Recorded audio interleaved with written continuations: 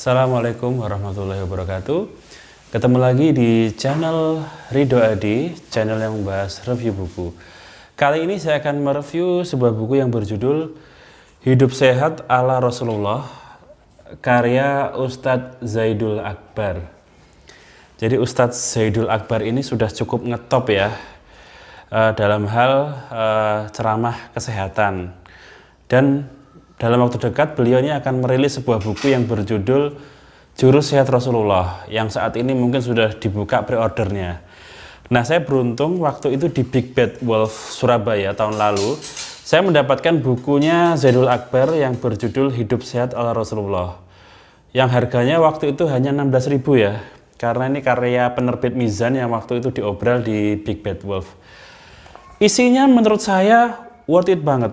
Dengan harga 16.000, buku ini memberikan informasi dan pemahaman mengenai pentingnya kesehatan, utamanya kesehatan yang mencontoh dari teladan kita semua, yaitu Rasulullah Muhammad SAW.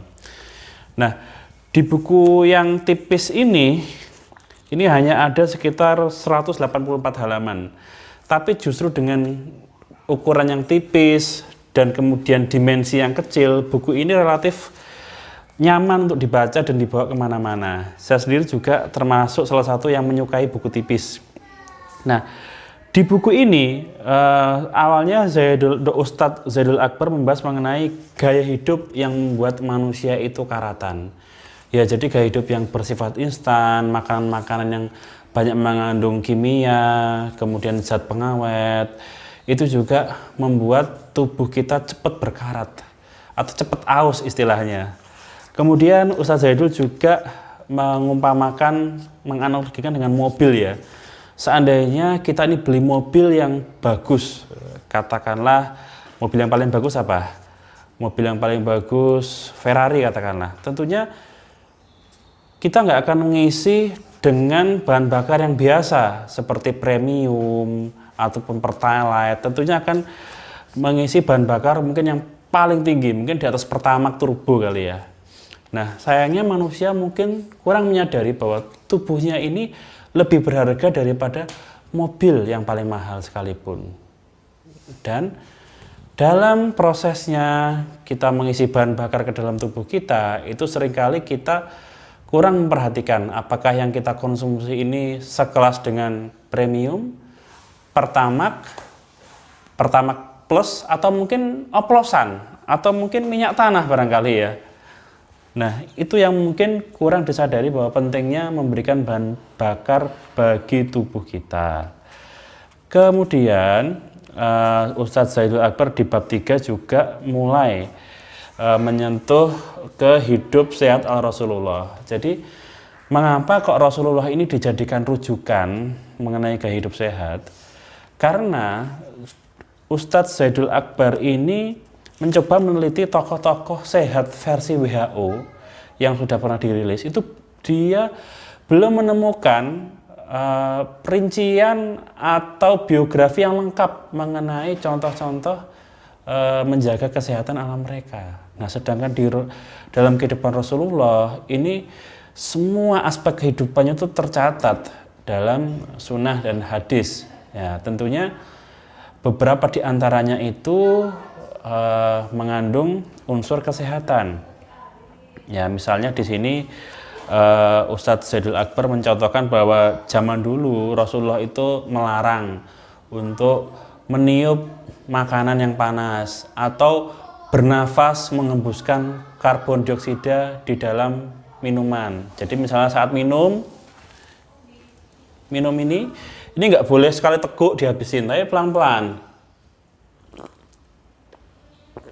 Nah, saat mengembuskan itu jangan sampai masuk ke gelas ini, karena air yang berupa H2O ini akan tercampur dengan CO2 yang keluar dari mulut kita, CO2, sehingga menjadi H2CO3. Itu bersifat asam ya. Oh ya, ngomong-ngomong, ini adalah salah satu resep dari Ustadz Zaidul Akbar, yaitu air panas, air hangat dicampur kurma, campur serai. Ini bisa menjadi sarana untuk detoksifikasi. Seger. Nah, belakangan juga diketahui secara penelitian bahwa memang minuman yang tercampur atau air yang tercampur dengan karbon dioksida itu akan menyebabkan asam. Nah, tapi asal yang penting ini jangan cocok logi. Saat ini sekarang lagi musim namanya cocok logi, yaitu hal-hal yang ada di pengetahuan dicocok-cocokkan dengan apa yang ada di sunnah. Karena dua-duanya itu memiliki pendekatan yang berbeda ya. Jadi kalau sains atau penelitian itu berangkatnya kan dari keraguan. Dari keraguan itu kemudian diuji hasilnya seperti apa. Sedangkan kalau sunnah yang dicontohkan Rasulullah itu basisnya keimanan. Ketika sunnah itu muncul atau hadis itu ada, maka sebagai umat Islam ya mau nggak mau saya pun akan mempercayainya. Terlepas itu nanti apakah ada efek baiknya atau enggak. Jadi jika setiap sunnah atau anjuran Rasulullah itu kita menunggu hikmahnya, menunggu manfaatnya secara sains, itu kita nggak jamin umur kita ini panjang sehingga akan mengetahui semua hikmah tersebut. Jadi kalau saya sendiri, saya pribadi sih ketika ada anjuran kesehatan, ya kalau memang saya tahu ya saya akan coba laksanakan tanpa menunggu bahwa ini ada penelitiannya seperti apa. Adapun jika ada penelitiannya, oh ya sudah. Tapi nggak perlulah itu kemudian menjadikan, oh kalau nggak ada penelitiannya jadi kurang yakin. Atau mulai mencocok-cocokkan.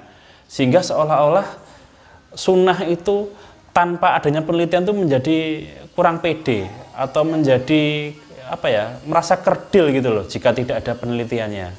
Nah itu menurut saya sebaiknya dihindari. Kemudian Dr. Zaidul Akbar ini juga menceritakan sebuah kisah ya di dalamnya ini, bahwa zaman dulu itu ada seorang tabib datang ke Madinah. Dia buka praktek, kemudian 1 hari, 2 hari, 3 hari, 4 hari ditunggu-tunggu kok nggak ada pasien ya. Nah dia heran, maka dia nanya ke salah satu sahabat, bro, di sini kok nggak ada yang berobat ke saya ya? Apakah orang di sini nih gengsian ya? Sakit tapi nggak mau berobat?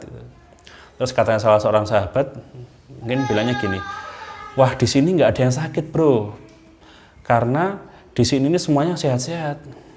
Loh, kok bisa? Kata tabib itu. Iya, karena orang-orang di sini ini semuanya ini makan sesudah lapar dan berhenti sebelum kenyang, sebagaimana yang dicontohkan oleh Rasulullah. Oh gitu ya bro ya. Oke bro, kalau gitu saya balik lagi ke negara saya buka praktek di sana aja. Nah itu salah satu contohnya. Kemudian selain itu, Dr. Zaidul juga menuliskan bahwa salah satu gaya hidup Rasulullah itu bukan hanya dari sisi makanan atau dari sisi fisik, tapi juga dari sisi emosi. Jadi banyak penyakit-penyakit itu yang awalnya disebabkan oleh emosi. Ya istilahnya saat ini adalah psikosomatis, mulai dari dendam, iri, dengki, kemudian merasa marah, itu juga menyebabkan penyakit. Susah memaafkan, itu juga bisa menyebabkan penyakit. Maka di sini dengan meniru gaya Rasulullah itu insya Allah bisa mengimprove kesehatan yang saat ini sedang kita alami.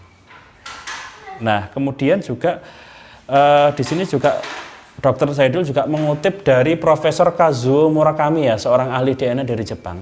Ternyata bahwa struktur DNA manusia itu mirip-mirip dengan struktur DNA tumbuhan. Nah, jadi sehingga Ustadz Zaidul Akbar menyarankan bahwa manusia ini memang seharusnya lebih banyak makan sayur-sayuran atau istilahnya raw food. Tapi raw food itu nggak hanya sayur-sayuran ya, tapi intinya kalau raw food itu adalah makanan yang tidak dimasak dalam suhu tertentu gitu. Kalau saya sedikit baca tadi ya, kalau saya saat ini ya baru bisa makan raw food dalam jenis rawon. Nah, kemudian juga di sini juga dijelaskan manfaat-manfaat ibadah-ibadah khusus yang menyebabkan tubuh semakin sehat, ya seperti tidur lebih awal, bangun lebih awal, kemudian juga sholat tahajud. Kemudian di sini juga tips ya, tips sehat dari rumah. Jadi sebenarnya kunci utama untuk menjaga kesehatan di rumah itu adalah menghindari namanya gula pasir atau gula putih. Ya, karena gula pasir atau gula putih ini dapat merusak keseimbangan vitamin dan mineral dalam tubuh dan sifatnya racun. Nah, bagaimana solusinya? Ini bisa diganti dengan madu, kemudian gula tebu murni atau gula aren. Saya sendiri suka gula aren dicampur dengan kopi, yaitu kopi susu gula aren. Nah, di sini juga banyak beberapa resep-resep ya, beberapa resep-resep kesehatan. Salah satunya ini tadi kurma dan serai dan jahe. Apalagi nih, wah macam-macam nih istri saya bikin. Ini seger banget, asli seger.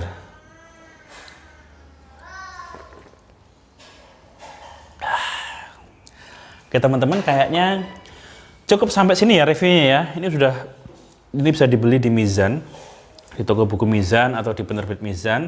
Apalagi kalau ada obrolan di Big Bad Wolf, ini murah, 16.000 harganya. Tapi harga aslinya ya mungkin nggak segitu ya. Mungkin kira-kira sekitar 40-an mungkin saya perkirakan. Oke, sampai jumpa lagi. Assalamualaikum warahmatullahi wabarakatuh.